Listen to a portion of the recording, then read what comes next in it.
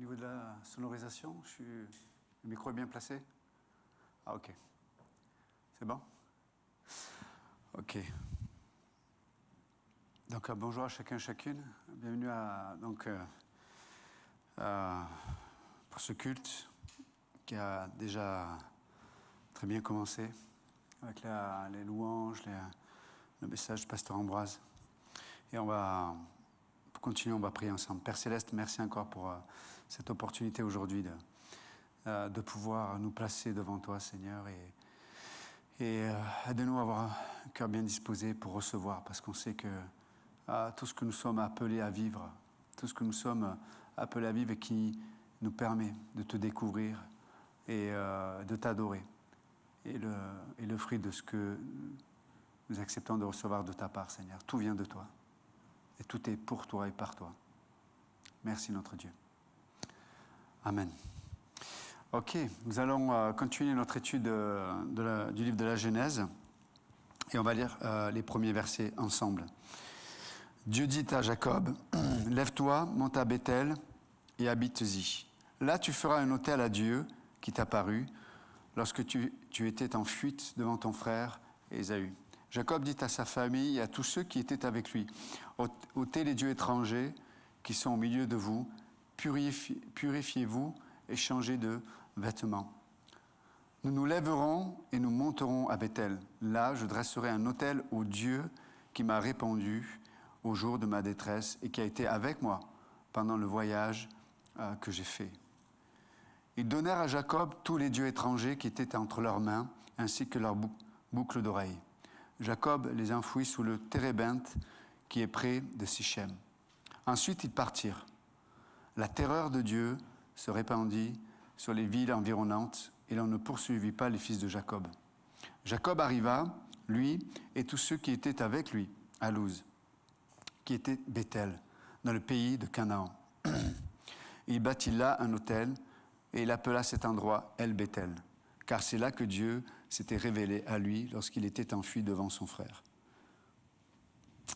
Ok, nous allons donc voir quelques points. Nous avions commencé la semaine dernière, si vous vous rappelez, de cette suite de termes qui faisaient référence à la purification de la famille et de tous ceux qui faisaient partie du cortège, dans le sens qu'il y avait les serviteurs, il y avait ceux qui avaient été pris lors de batailles, etc.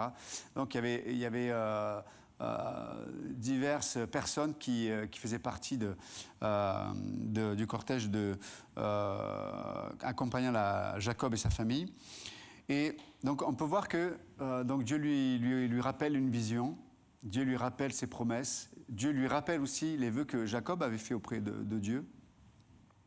Il lui rappelle son engagement, parce que c'est vrai que c'est dans la sphère de l'engagement personnel devant Dieu que nous apprenons à nous placer à un endroit où il va nous sanctifier. Et la sanctification a pour but de nous aider à devenir des adorateurs en vérité. Parce que nous ne savons pas comment il faut adorer correctement. Nous apprenons à être des adorateurs en esprit et en vérité. Et donc Jacob va donner des instructions à toute sa famille. Et nous avions vu quelques mots ensemble. Et je crois qu'il restait le dernier mot du verset 3. Et je vais le relire. « Nous nous lèverons et nous monterons à Bethel. » Donc voilà, c'était... Là, je dresserai un autel au Dieu qui m'a répondu au jour de ma détresse, qui a été avec moi pendant le voyage que j'ai fait. Et donc là, le mot, je crois le dernier mot que nous avions vu ensemble, c'était, vous vous souvenez, c'était le mot « levons-nous ». Et vous vous souvenez, nous avions dit que ce mot, en hébreu, sous-entendait le fait de venir sur la scène. C'est-à-dire qu'on était dans une position où, bien sûr, qu'on connaissait Dieu, peut-être que nous avions une image de Dieu, mais la volonté de Dieu, le désir de rentrer dans la volonté de Dieu et de participer à cette réalité était éloigné. Là, d'un coup, levons-nous, c'est-à-dire changement de position physique, mais changement de position aussi spirituelle.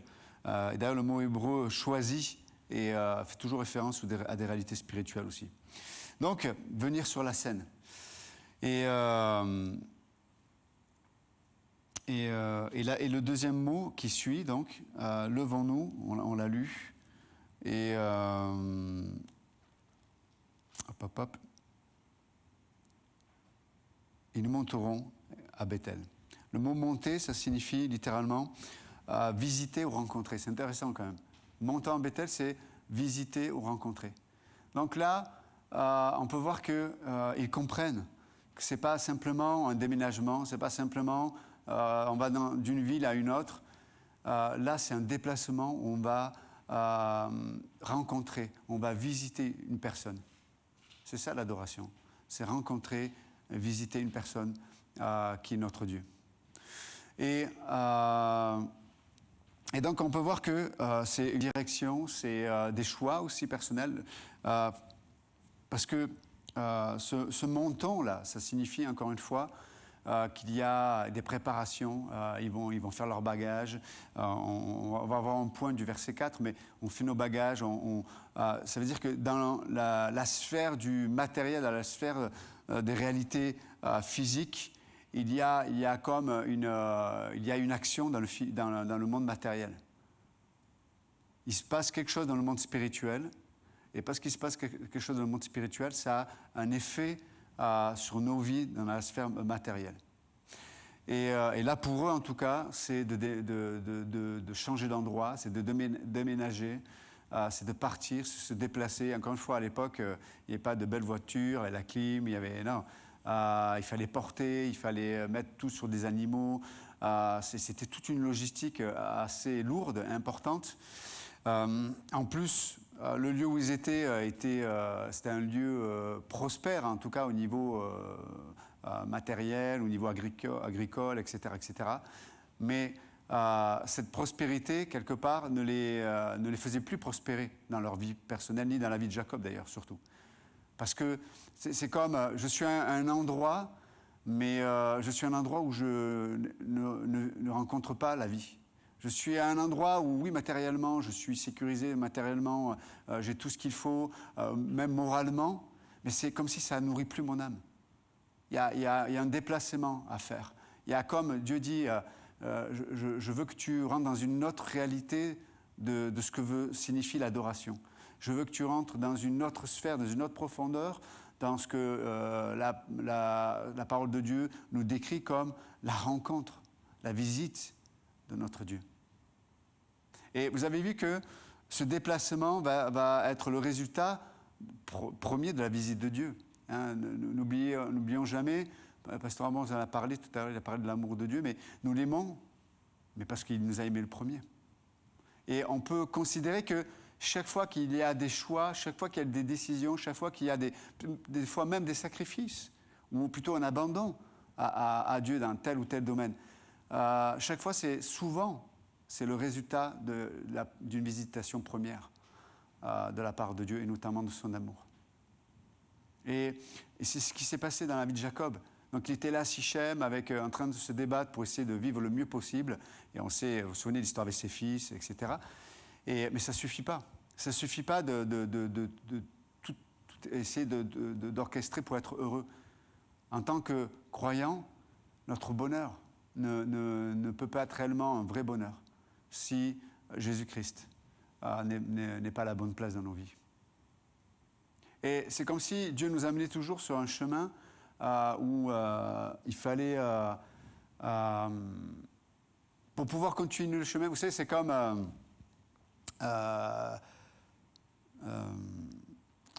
pour pouvoir continuer le chemin, c'est comme s'il fallait se délester de certaines choses. Et dans notre marche avec Dieu, dans la marche chrétienne, dans cette école de la vie chrétienne qui nous amène à adorer Dieu de plus en plus, c'est comme si Dieu nous disait, bon, ok, c'est le moment maintenant que tu te délestes de certaines choses. C'est le moment que tu laisses de côté certaines choses. Parce que si tu gardes ces choses, elles seront trop lourdes, elles vont prendre trop de place et tu ne pourras pas faire ce voyage où l'issue, c'est la rencontre. l'issue, c'est la visite de la personne de Dieu même. Et c'est ce qui se passe dans ce passage. Et on peut voir que Jacob, lui, a eu cette visitation, Jacob a eu cette vision, Jacob a entendu Dieu, mais ceux qui l'accompagnent, ça n'a pas été le cas. C'est pour ça que Jacob, dans ce passage, est un médiateur. Il est un médiateur, il a un rôle de prêtre. Il est un médiateur entre les hommes et Dieu. Et c'est intéressant parce qu'il donne des instructions, comme on vient de le lire. Verset 4, il dit « Ils donnèrent à Jacob tous les dieux étrangers qui étaient entre leurs mains, ainsi que leurs boucles d'oreilles. Jacob les enfouit sur le térébinthe qui est près de Sichem. » Ça, ce verset est assez intéressant. Donc il leur dit, donc il leur donne une révélation de ce que Dieu attend. Parce qu'eux n'ont pas cette proximité, n'ont pas cette relation avec Dieu. Il dit, voilà ce que Dieu attend de nous. Il veut qu'on se débarrasse tous de nos idoles. N'oubliez pas, les idoles à l'époque, c'était ce qui rassurait. Ce qui rassurait, mais en plus c'était des idoles domestiques. Ça veut dire que tu les avais dans ton intimité. Quand tu dormais, ils les mettaient à côté de leur lit. Et ces idoles, ils les accompagnaient dans leur intimité, dans leur vie de tous les jours. Donc, ces idoles, c'était un lien personnel avec le transcendant, avec ce qui était invisible, avec ce qui était divin, ce qui sortait un peu du matériel, de la routine, etc. Et on voit que l'homme, quel qu'il soit, l'homme a besoin de ce lien au transcendant. L'homme ne peut pas vivre le quotidien, l'homme ne peut pas vivre la routine sans ce lien au transcendant, à ce lien à ce qui est élevé. Mais là, ce sont des idoles. Ce sont des idoles. Et eux ne connaissent pas Dieu. Ils ne connaissent pas encore un Dieu personnel. Mais Jacob fait partie de leur intimité. Jacob, c'est le chef. Jacob, c'est le prêtre. Jacob, c'est le père. Jacob, c'est celui qui, quelque part, va leur révéler le Dieu des dieux. Et donc, au verset 4, on l'a lu, l'Écriture dit, ils donnèrent à Jacob tous les dieux étrangers qui étaient dans leurs mains et leurs boucles d'oreilles, etc. On peut voir que, bien sûr, là, Jacob est un peu l'image de Jésus-Christ. C'est que, bien sûr, l'Écriture nous dit, mais Dieu nous appelle à ne pas avoir d'idole. Je veux dire, et on sait que l'homme, le cœur de l'homme, est un faiseur d'idoles. Je veux dire, chacun ici, ceux qui sont présents ici, et ceux qui m'écoutaient aussi, que vous soyez chrétiens ou pas, nous sommes tous des faiseurs d'idoles.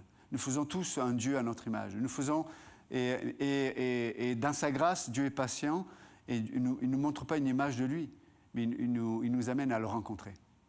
Donc ce n'est pas une image que Dieu demande qu'on adore. Dieu veut qu'on le connaisse en vérité. Mais là, on peut voir que leur obéissance, ils sont de tout cœur dans ce que Dieu leur demande à travers Jacob. Mais on peut voir qu'ils sont limités dans leur capacité d'obéir. Ce que je veux dire par là, c'est que ils auraient pu chacun individuellement prendre leurs idoles, les brûler, les jeter, mais on peut voir que ce n'est pas le cas. Leur seule capacité à ce moment-là, c'est d'obéir à Jacob. Et ils amenèrent à Jacob leur idole. C'est leur seule capacité. Ils amènent à Jacob leurs idoles. Et de la même façon, Dieu nous apprend à lui obéir en déposant à Jésus-Christ peut-être certaines idoles. C'est comme la parole de Dieu me montre dans tel domaine, ça c'est une forme d'idolâtrie. Ça c'est à la première place. Ça peut être ce que j'ai. Je peux avoir un statut social, je peux avoir des enfants, je peux avoir un mari, une épouse, je peux avoir des amitiés, un amour, je peux avoir de l'argent, c'est tout ce que je peux avoir et qui prend la place de Dieu, mais c'est aussi tout ce que je peux imaginer qu'il faudrait que j'ai absolument pour être heureux. Vous savez comment? C'est pour ça que je les connais, les fabriqueurs d'idoles. Si j'ai ça, assurément, mon bonheur va se trouver dans cela. Ça, c'est une idole aussi. Donc, et la question, c'est, OK, il y a la parole de Dieu, on entend la parole de Dieu, elle met la lumière sur ces choses, et dit, purée, je n'avais pas vu que c'était une idole dans ma vie. Je ne savais pas. Mais la question, c'est qu'est-ce que j'en fais? Et des fois, on ne sait pas quoi en faire. On est là, Dieu a mis la lumière, on est avec notre statuette, c'est une image, hein, avec notre idole, là, et je dis, mais oui, bon, mais je fais quoi? Je ne sais pas quoi en faire, en fait. Je ne sais pas comment m'en débarrasser, je n'y arrive pas. Je n'ai pas la capacité. Et c'est pour ça que Jacob dit, donnez-les-moi. Viens m'amener cette idole. Jésus-Christ te dit, viens, dépose-la. Moi, je vais savoir quoi en faire. Toi, tu ne sais pas quoi en faire, tu ne sais pas comment la traiter, tu ne sais pas comment la gérer. Moi, je sais comment la traiter. Et c'est exactement ce qui se passe là. Donc, dans le verset 4, il dit, ils donnèrent à Jacob tous les dieux étrangers qui étaient entre leurs mains, ainsi que leurs boucles d'oreilles. Vous imaginez le pas de foi pour ces gens-là? Jacob avait un pas de foi, c'est d'amener toute sa famille à Bethel. Mais ces gens-là, le pas de foi, c'est de se débarrasser de ce qui, dans leur intimité, les occuper, de ce qui, dans leur intimité, les rassurer, ce qui, dans leur intimité, leur donnait espoir, ce qui, dans leur intimité, leur donnait peut-être de l'assurance. Il faut s'en débarrasser. Il faut s'en débarrasser. Waouh! Et vous savez, c'est pour ça que, entre parenthèses, le diable sait que il doit nous tenir dans ces formes d'idolâtrie. Et il sait que le meilleur moyen de créer des idoles dans le cœur de l'homme, c'est de rentrer, de pénétrer dans l'intimité des gens.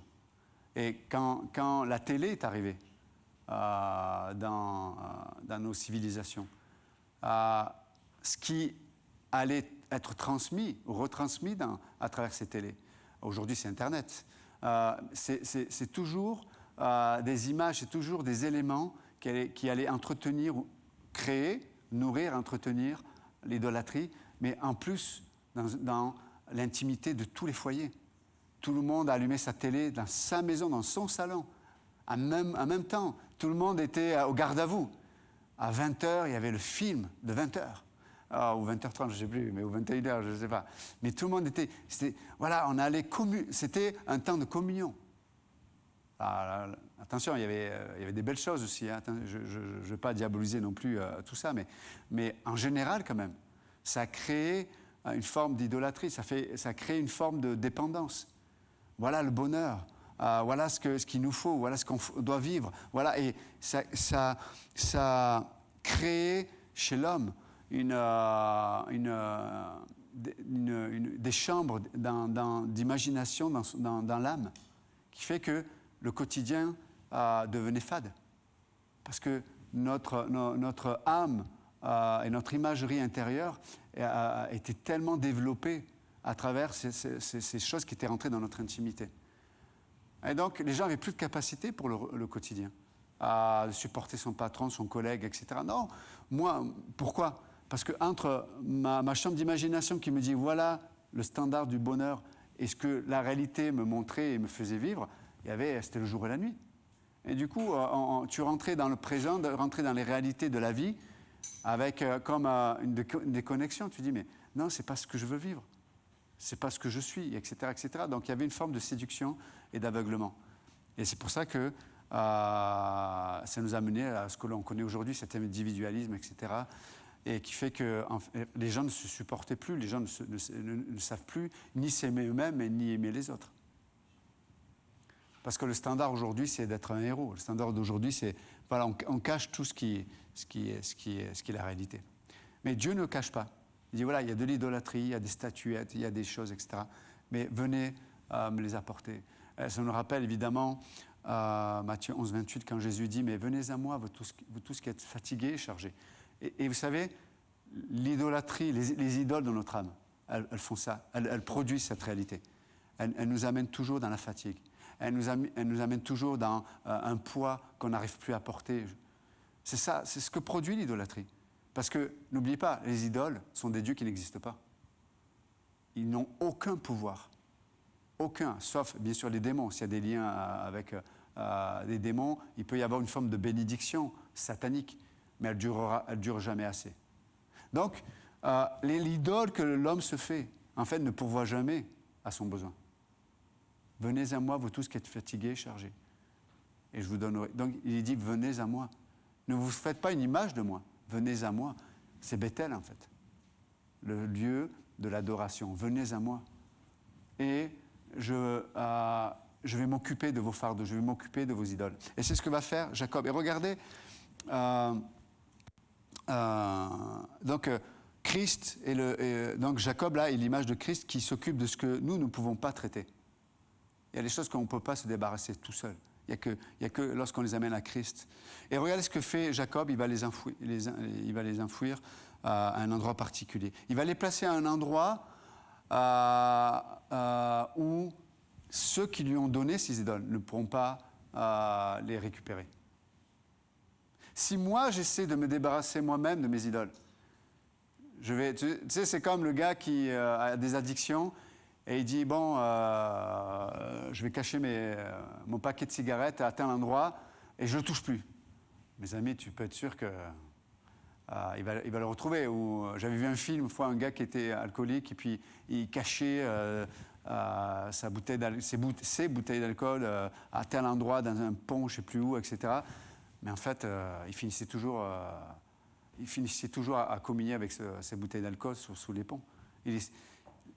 En vérité, il fallait les détruire, ces bouteilles. Mais lui, il n'avait pas la force. Et c'est pour ça qu'il avait besoin de quelqu'un d'autre, quelqu'un d'extérieur à lui-même, pour se débarrasser de ces choses-là. Et là, c'est ce que font ces gens. Et c'est Jacob qui va faire le job.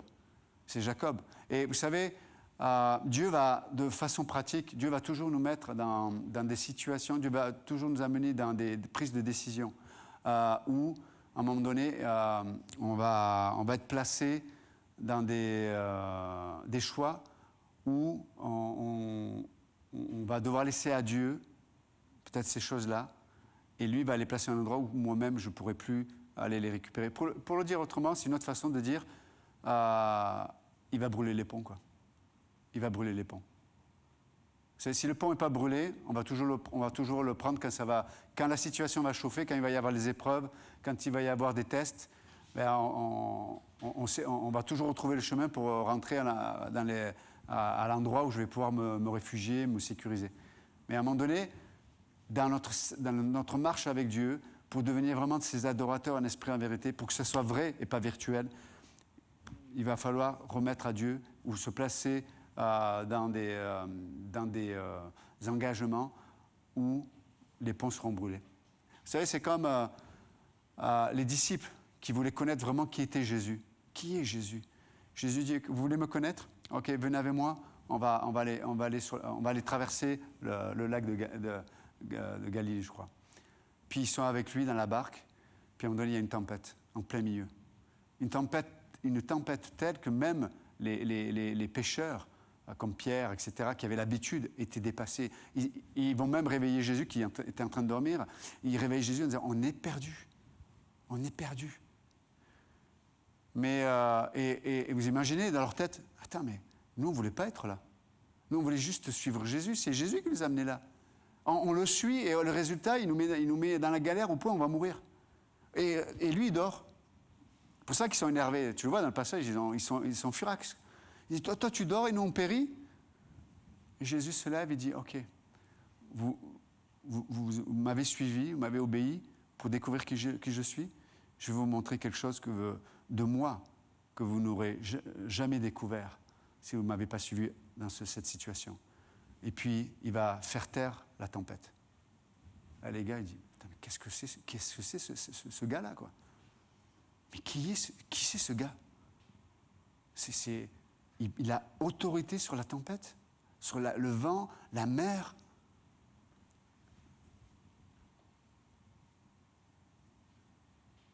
Mais ils n'auraient pas pu expérimenter, ils n'auraient pas pu voir qui était réellement Jésus s'ils avaient eu un moyen de rentrer sans dépendre de lui. Dieu nous amène toujours dans les endroits, au milieu des lacs, où il y aura des tempêtes, mais il n'y aura aucun moyen autre que lui de s'en sortir. Mais gloire à Dieu, il n'y aura pas d'autre moyen non plus de le rencontrer et de découvrir qui il est vraiment. C'est ce qu'ils sont en train de vivre, tous ces gens qui vont suivre Jacob. Il va donc enfouir, il va cacher ses idoles. Donc ça veut dire que des fois Dieu va vous demander des choses, des engagements. Et tu te dis, mais attends, mais si je fais ça, je ne peux plus revenir en arrière. Si je prends telle décision, mais je suis foutu quelque part. Si ça ne marche pas, ouais, si ça ne marche pas, ce n'est pas ton problème. Vous savez, quand je parle de moi, mais juste à l'époque, il y a presque 10 ans maintenant, quand Dieu m'a mis face à un choix, c'est-à-dire soit tu arrêtes ton travail, soit tu ne peux pas faire les deux. Tu ne peux pas être pasteur de l'église et continuer ton travail. Qu'est-ce qu'on fait? Donc Dieu a mis 2 ans avant de me convaincre, hein, parce qu'il y avait moi et ma femme, etc. Il me dit, est-ce que tu es prêt à prendre cette décision? Mais quand c'était le moment, on a pris cette décision. Mais c'était une décision sans retour. C'est-à-dire si je démissionnais, je ne pouvais plus revenir en arrière. Et là, tu te poses des questions. Oui, mais si l'Église, ça ne va pas bien, s'ils ne peuvent plus me salarier, mais s'ils ne peuvent plus ceci, s'ils peuvent plus... Je laisse un boulot que j'aime, je me suis battu pour être là, j'ai tout fait, j'ai eu ma place. En plus, j'ai la promotion qui est juste à un mois de ma démission, j'allais être promu, etc. Je dis non, je ne peux pas prendre cette décision. Si Dieu a travaillé nos cœurs, et on a pris cette décision. Et il y a eu des tempêtes au milieu du lac. Il y en aura encore. Mais vous savez quoi? J'ai découvert un Dieu qui avait une autorité sur la tempête.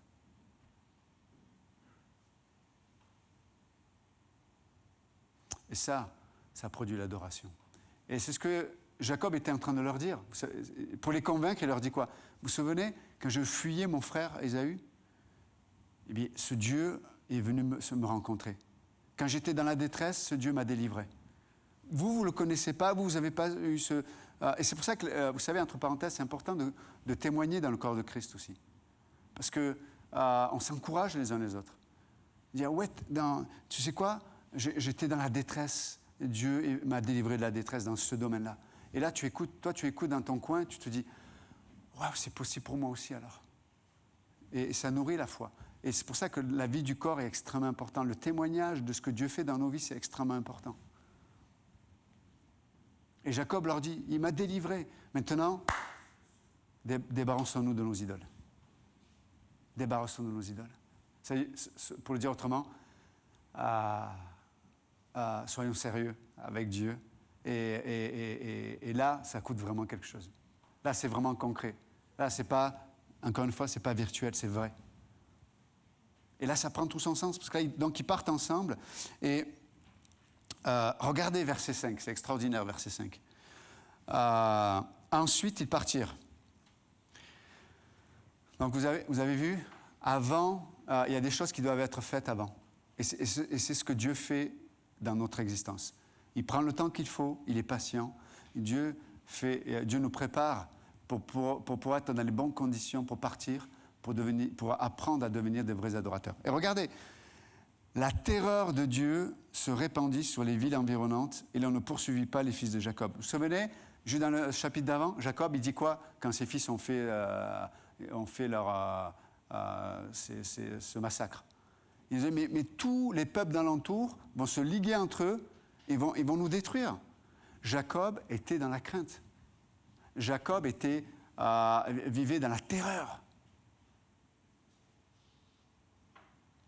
Et regardez comment... alors, Dieu ne l'a pas rassuré sur ça. Dieu n'est pas venu le rencontrer au niveau de la peur. Ce que je veux dire par là, Dieu ne lui a pas dit « T'en fais pas, je vais te protéger d'un tel, de tes ennemis. » Dieu n'a pas parlé de crainte de Jacob. Dieu a parlé à Jacob sur ce qu'il devait faire et les choses qu'il devait se débarrasser pour l'adorer. Dieu a parlé à Jacob, Dieu a rencontré Jacob sur le terrain de l'adoration. Et alors que nous sommes occupés avec l'adoration, Dieu s'occupe de nos craintes. Est-ce que vous êtes avec moi ce matin? Je dois m'occuper de l'adoration. Dieu s'occupe de mes craintes. Et regardez ce que Dieu a fait. Il a, littéralement en hébreu, le terme pour crainte, c'est littéralement une frayeur. Les gens étaient tous les peuples d'alentour étaient paralysés de peur. Par Dieu. Et ils n'ont pas touché un cheveu de la famille de Jacob. Encore une fois, n'oubliez pas le contexte. Quand vous déménagez, vous faites vos paquets, etc., etc. Mais quand vous déménagez, vous êtes affaibli. Ça veut dire que vous n'avez pas préparé l'endroit où vous vivez, vous n'avez pas mis des barrières, vous n'avez pas mis des murs, vous n'avez pas mis... Il n'y a rien qui vous protège quand vous voyagez. Vous vous rendez, on va dire... quel terme je peux utiliser? Vulnérable, ça, merci. On se rend vulnérable. Vous savez, quand on veut rencontrer Dieu sur le terrain de l'adoration et que nous prenons des décisions pour lui, nous allons nous trouver dans une position de vulnérabilité. Mais mes amis, soyez sûrs que Dieu va prendre soin de nos ennemis. Dieu va prendre soin de vos ennemis. Et c'est extraordinaire ce passage parce que c'est ce que Dieu va faire. Dieu va toujours protéger les décisions que nous prenons pour l'adoration. Toujours, toujours, toujours, toujours. La vraie question, c'est est-ce que je prends des décisions pour rencontrer Dieu et pour l'adorer?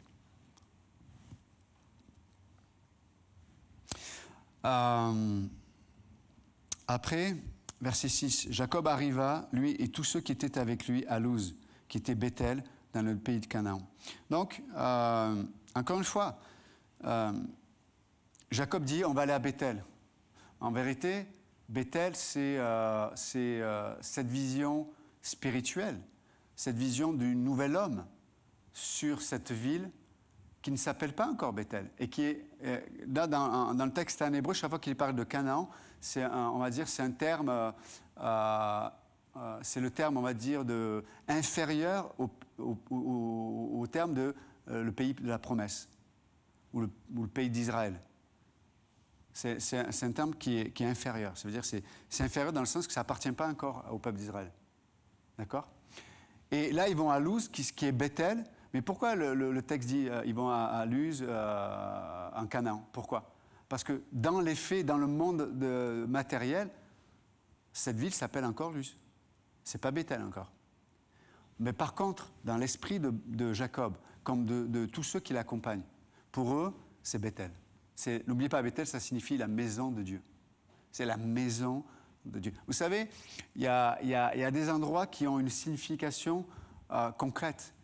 Ça peut être la trahison, ça peut être une ville. Il y a une ville de la trahison, une ville de la solitude. Ça peut être la ville de la crainte, la ville du désespoir des fois. Dans le monde de notre réalité, il y a des situations, il y a des endroits qui sont une réalité. Voilà leur nom. Par contre, par la foi, moi je ne vois pas dépression. Moi, je ne vois pas stress, je ne vois pas crainte. Je vois quoi? La maison de Dieu. La maison de Dieu. C'est à cet endroit-là, c'est à Luz, que Dieu a fait sa maison. C'est là, et la maison de Dieu, c'est là où on rencontre Dieu. Nous, on aimerait, attends Seigneur, transforme cette ville, qu'on la rebaptise d'abord, après on y va. Non. Cette ville s'appelle toujours Luz.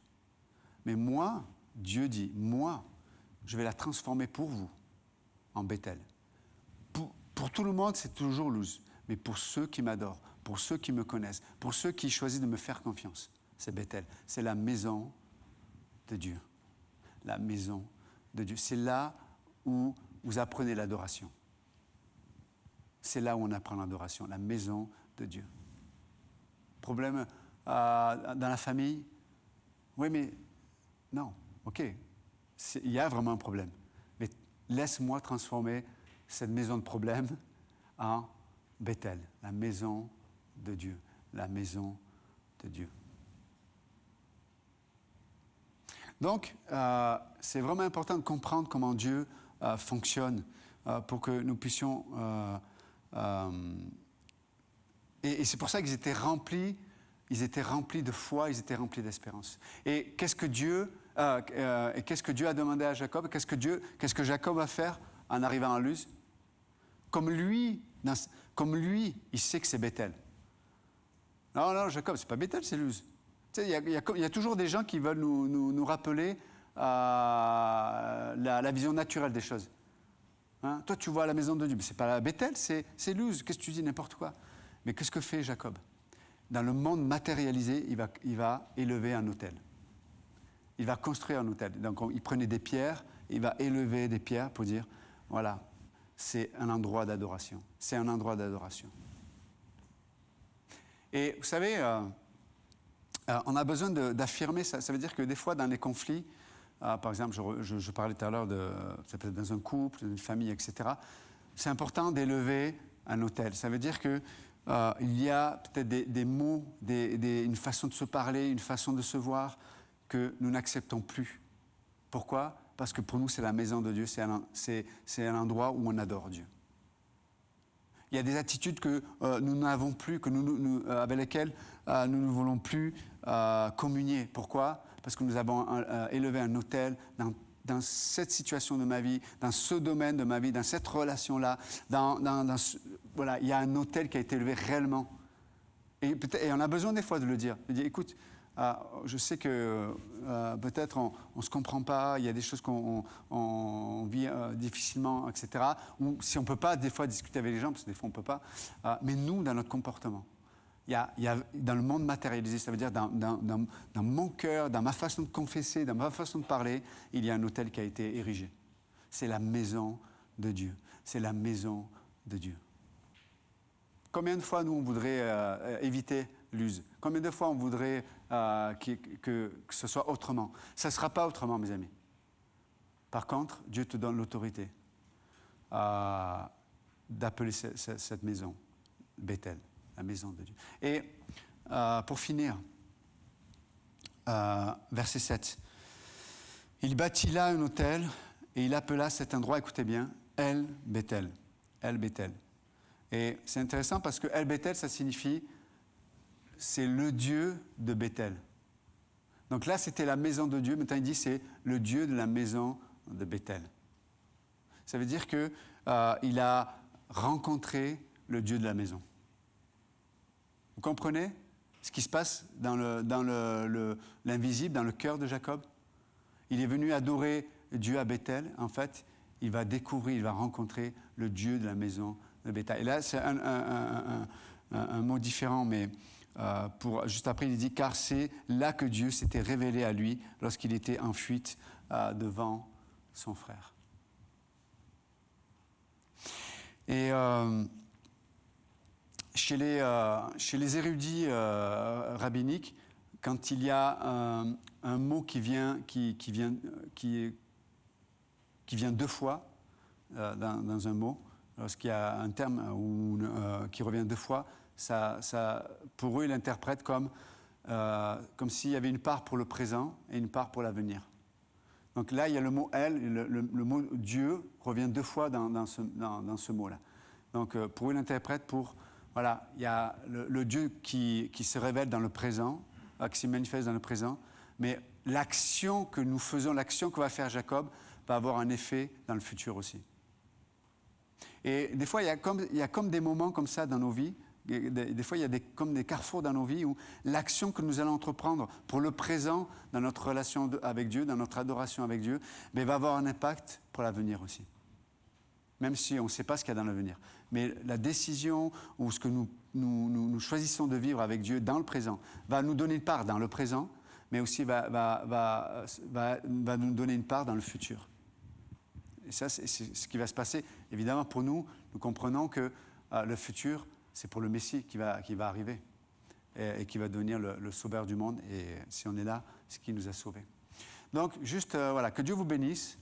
On continuera parce qu'il y a le chapitre 35, parce qu'il y a encore je trouve des choses extraordinaires, des principes spirituels incroyables que Dieu veut nous donner. Et j'espère que voilà, on a pu ensemble recevoir de la part de Dieu ce qu'il avait à nous dire, que ce soit Pasteur Ambroise et moi-même. Je vous souhaite un bon dimanche et puis à très bientôt.